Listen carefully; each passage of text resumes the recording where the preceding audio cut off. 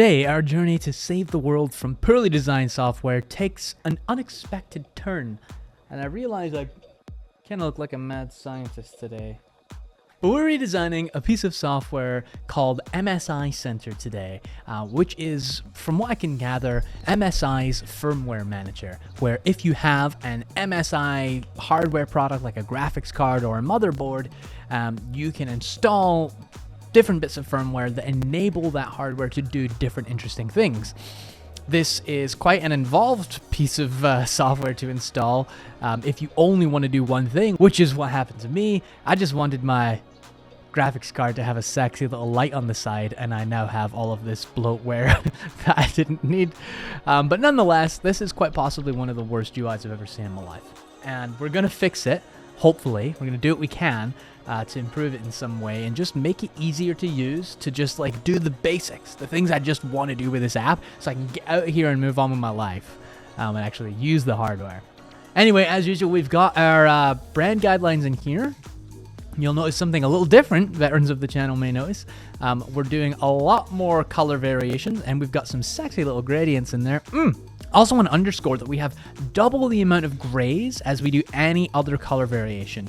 Now, this is mostly because I was trying to save some time, and I'm really not expecting to use 5 different reds or 5 different purples, but in product UI, shades of black and gray, or excuse me, black and white, are probably the most functionally useful colors. And it allows you to prioritize the user's visual attention in a way that's very subtle. If you use very saturated blacks, you're going to pull their attention strongly. If you add a subtle gray, it's like, hey, look, this is a separate container, but it's not necessarily something I want to look at. You'll find that the usability of your product UIs go up substantially once you basically double the number of grays that you're using in the UI.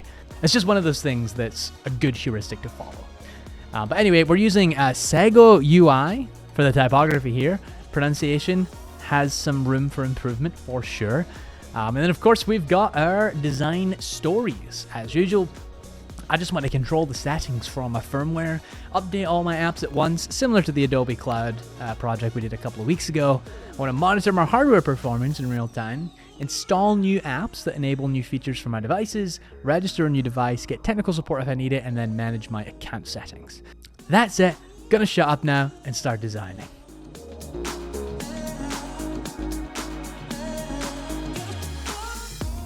Given that I'm trying to make this software a little more lightweight, and let's face it, it really shouldn't be doing very much, it's just a firmware manager, I opted for a very simple navigation, one that's just using a single layer and it's nice and neat and clean. And I'm actually using a pretty heavy reference here for the Tailwind UI kit. And I always want to underscore that to people watching my channel. When I come up with a new UI, I'm almost never doing it from scratch. I usually have some kind of reference, almost always a series of different reference images that I'm using for inspiration and for, gathering best practices. So if you're struggling and you're stuck on how to solve a particular design problem, head to Dribbble and just search there, or check out saasinterface.com. That's a really good paid resource to get some inspiration.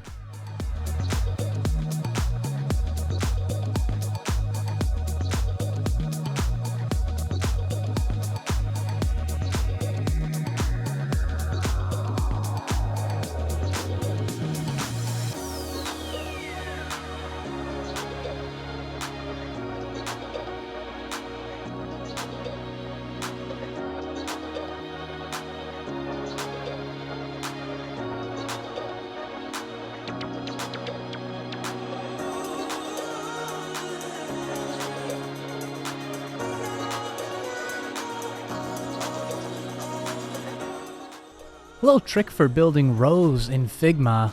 Generally speaking, you want to create the entire row as its own component, and then you can just swap them into the parent table as needed. This actually works really well with very complex design systems that have table skeletons and component swap components in the actual table body themselves. So it also lets you make minute changes to the row widths and the content of each cell without having to go through and change every single one.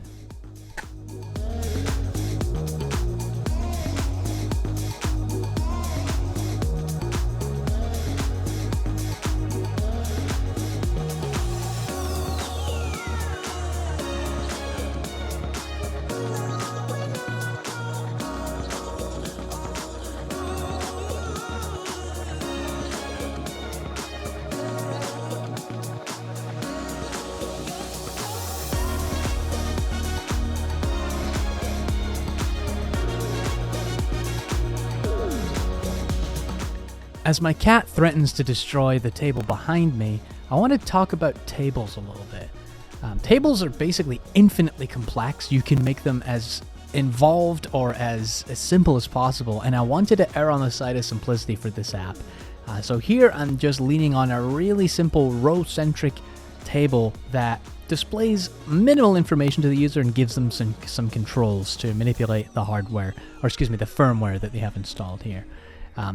As always, I'm looking at design inspiration on SaaS interface or something to figure out what kind of a table feel I want to go for. And this is largely influenced by generally the brand guidelines for the project you're working on. But for something like this where you're starting from scratch, you get to paint on a blank canvas, and that's really fun.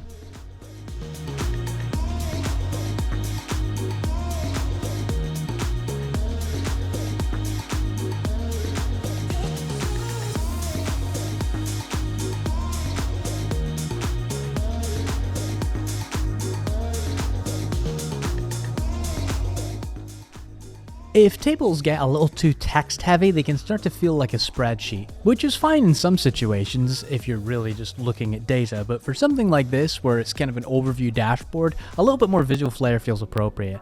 So I snagged these icons from Icons 8, links in the description, for a motherboard and a GPU, and it adds just a little bit of visual interest to the table and kind of breaks up the monotony of all the text.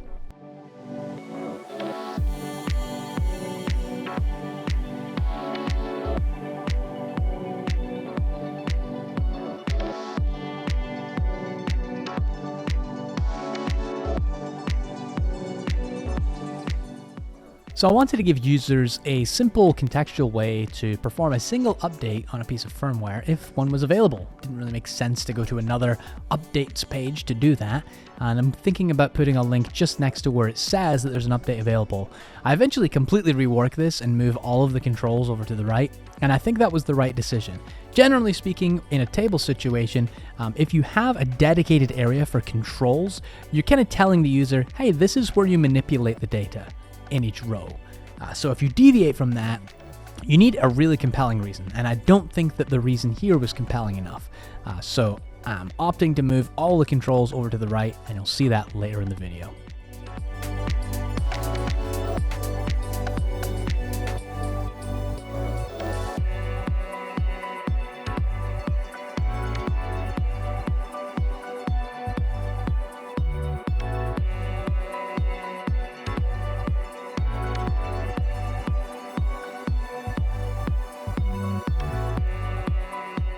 Since users are already looking at a list of devices, it kind of made sense to give them some high-level stats on their device usage in context here. Of course, a separate dashboard that has more granular detail makes sense as well, but for the sake of just giving the user something interesting to look at while they're on this page, I felt like a snapshot of the hardware specs would be useful here. So here I'm putting together a whole bunch of value label pairs, and as veterans of the channel will know, the value is always much bigger, much bolder, and the pair, or excuse me, and the label is always subdued, because the value is the important thing in that relationship.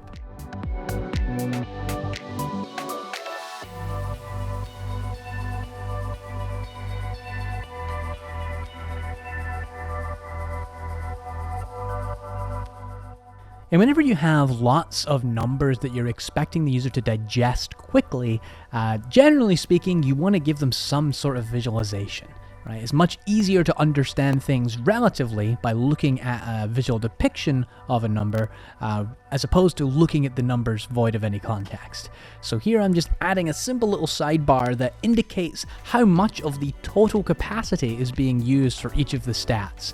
This gives users a really simple way to quickly look at something and get a snapshot of how much is being used and whether or not there's a problem there. I will note that if you ever make a progress bar like this, you always want to have just a very subtle background color that covers the entire progress bar, regardless of how much is being used. That indicates to the user and makes it easy for them to determine percentages.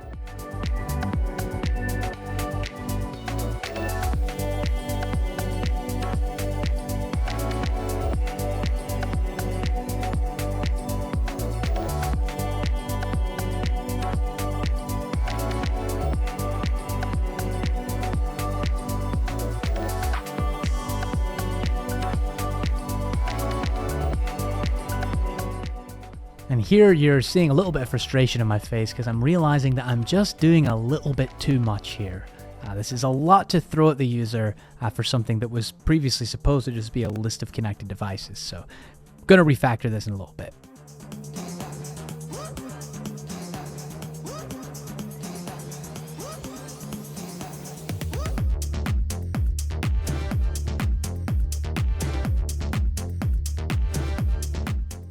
And boom, there we go. I love it when this happens. Sometimes when you just stare at a design problem for long enough, eventually an intuitive solution kind of just materializes out of the ether. So here I'm giving users a really simple way to just switch between the type of hardware that they're looking at in the stats. That way they don't have to see everything at once, they're not overwhelmed. They can look at everything one at a time if they want, and then we're just linking them to the dedicated hardware monitor page in context if they want more data. That way they can have a little bit of contextual hardware information in addition to the list of devices without totally torpedoing the list and pulling all the attention up to the stats block.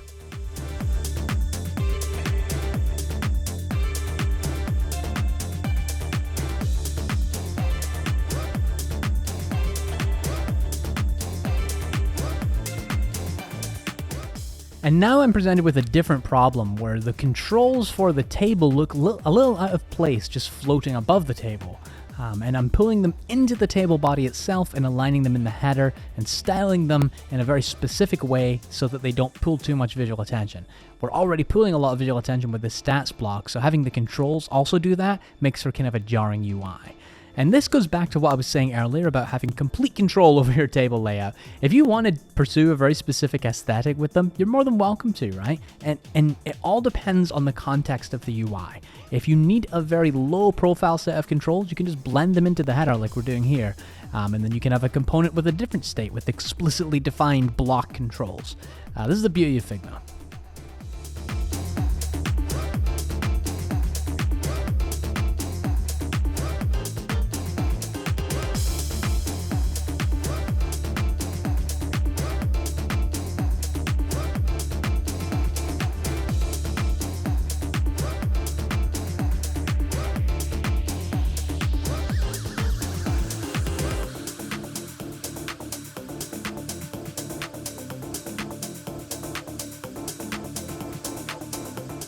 Now that we're getting into the applications table, it makes sense to quickly toggle on and off each individual application.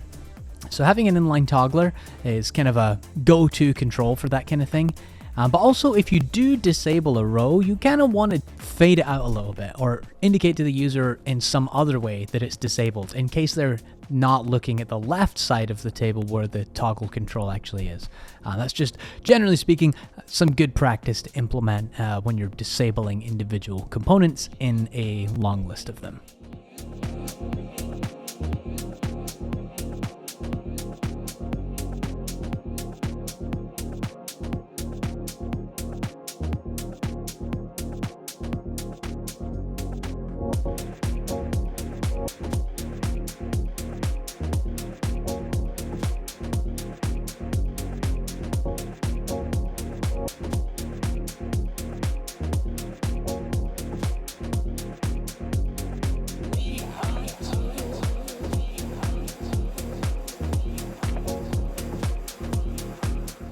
And I really do quite like this design pattern for table elements where there's multiple actions you can perform, exposing the most commonly used action for the context of that table, and then giving a actions menu to the right that allows users to go and use them less frequently used actions.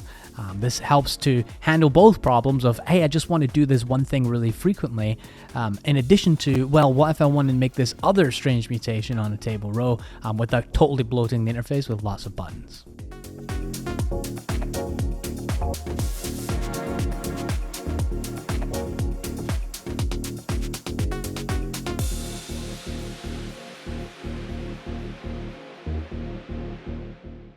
And finally, I'm building out what I'm calling the MSI Marketplace, where users can browse all of the different interesting applications that they can maybe use with their firmware and see what they do and then activate them or not.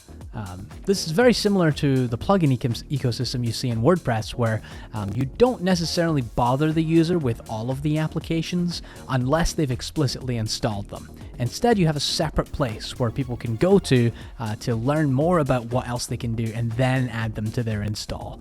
I think this is a really good heuristic because it keeps the user focused on the things that are relevant to them, and it doesn't really, I guess, take over the UI with opportunities for advertisements and upsells.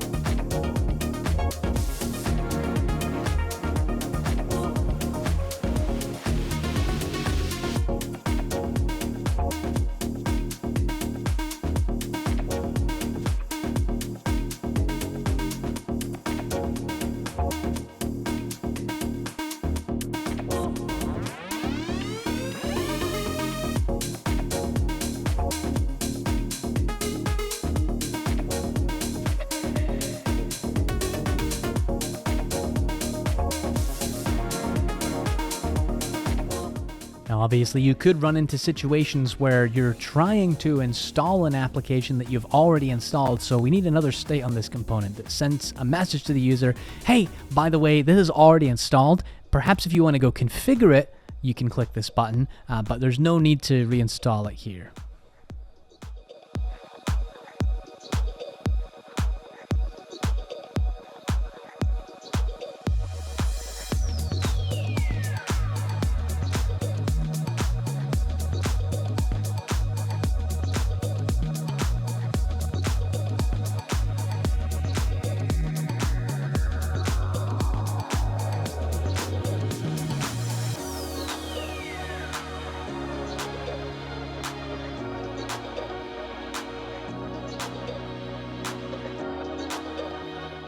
Okay, gonna stop there. And I think I have, at this point, turned this borderline malware piece of software into something, kind of usable. Here I can track everything I needed to know about all the applications I have installed that integrate with my hardware through MSI Center. I can configure them, update them in bulk if I want to, or I can add a new one from their marketplace where I can learn a little bit more about what each of them has to offer and then install them. Maybe you could even have like an ad in here, but I just couldn't be bothered doing that. Additionally, users could potentially just check out what's going on in their devices, and although it would make sense to have a dedicated kind of hardware monitor side of the application, I think having a little snippet of the hardware monitor above the actual device list helps to give the user just a bird's eye view as to what's going on in a space where it's contextually relevant. If I'm looking at all my devices and I just click around up here and I'm like, why is my GPU memory clock speed like super high? Maybe that's something to look into, and then perhaps there's an issue here with like firmware being out of date or something, and I can address that later in the flow. So that's it, folks. As always, let me know if you think this was total crap, if there's something I could have done better. And yeah, I hope you enjoyed it. Hope you found a little meaningful piece of design knowledge in the 4 hours of content I just sped you through. So have a great week, folks. I'll see you in the next one. And yeah, let me know if you want me to try anything else.